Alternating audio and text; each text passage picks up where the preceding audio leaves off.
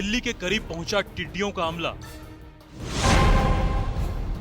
गुरुग्राम में लाखों टिड्डियों ने किया हमला। आसमान में मंडराते आतंक के इस दल ने एनसीआर की आफत बढ़ा दी है। कोरोना की मार झेल रहे एनसीआर पर अब टिड्डी दल ने हमला कर दिया है और उसकी शुरुआत हुई है गुरुग्राम से। टिड्डी दल शहर की ऊंची इमारतों के ऊपर उड़ता हुआ दिख रहा था, खेतों के ऊपर उड़ता दिख रहा था। लोग हैरान थे, किसान परेशान थे। टिड्डियों को भगाने के लिए कोई थाली बजाने लगा तो कोई चम्मच कटोरी। शोर मचाकर टिड्डी दल को भगाने की हर कोशिश की गई।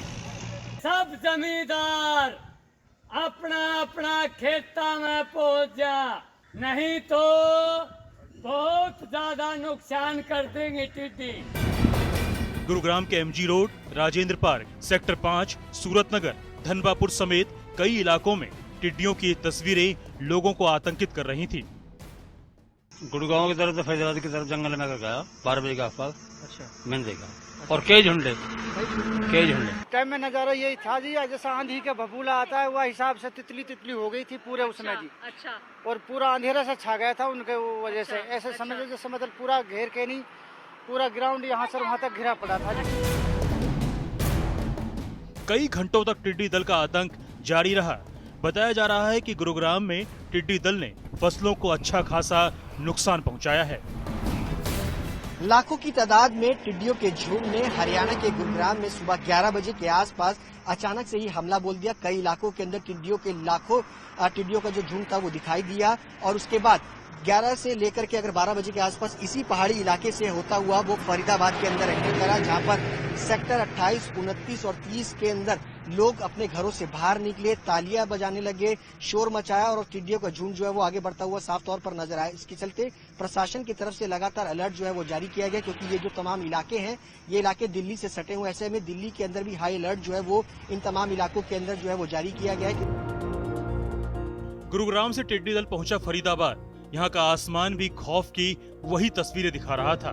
फिर चाहे वो सेक्टर 28 हो, 29 हो, 30 हो या फिर सेक्टर 31। पाकिस्तान से आया टिड्डी दल राजस्थान, पंजाब, यूपी होते हुए हरियाणा में भी आतंक फैला रहा है और अब एनसीआर में भी दस्तक दे चुका है। गुरुग्राम और फरीदाबाद के आसमान में इसकी एंट्री के साथ ही दिल्ली सरकार को एक आपात बैठक बुलानी पड़ गई। नोएडा में इसके संभावित खतरे को भांपते हुए फौरन 4 टीमों का गठन कर दिया गया है। अभी तुरंत जो है वन विभाग को डायरेक्शन दिया गया है, वहाँ पर ढोल बजाने का, ड्रम बजाने का और डीजे बजाने का, जो कि मेजर्स हैं जिससे कि वो टिड्डी दल भागते हैं, निर्देश दे दिया गया है। साथ ही साथ वहाँ पर केमिकल के छिड़काव के भी निर्देश दिए गए हैं। दिल्ली में टिड्डियों के आतंक की आशंका को देखते हुए सरकार ने एडवाइजरी भी जारी कर दी है। लोगों से कहा गया है कि घर की खिड़कियां और दरवाजे बंद रखें। घर के बाहर मौजूद प्लांट को प्लास्टिक शीट से कवर कर दें। रात में मिलेथियन और बाकी कीटनाशक दवा का छिड़काव करें, क्योंकि टिड्डी दल रात में नहीं उड़ता। इसके अलावा छिड़काव के वक्त पीपीई किट पहन सकते हैं। दिल्ली में खेती किसानी के अलावा टिड्डियों का खतरा उन रिहायशी इलाकों में ज्यादा है जहां से ये गुजर रहे हैं। यही वजह है कि साउथ और वेस्ट दिल्ली के हिस्से को हाई अलर्ट पर रखा गया है। एक एडवाइजरी भी सरकार की तरफ से जारी की गई है, जिसमें साफ तौर से ये लिखा गया है कि रात के वक्त तमाम लोग अपने घरों के खिड़की और दरवाजे बंद रखें। जानकार बताते हैं कि इस टिड्डी दल में 60 लाख टिड्डियां हैं। टिड्डियों का यह दल आसमान में 10 किलोमीटर लंबा और 6 किलोमीटर चौड़ा है। इतने बड़े झुंड में उड़ती टिड्डियां आसमान से लगातार आतंक बढ़ाने का काम कर रही हैं।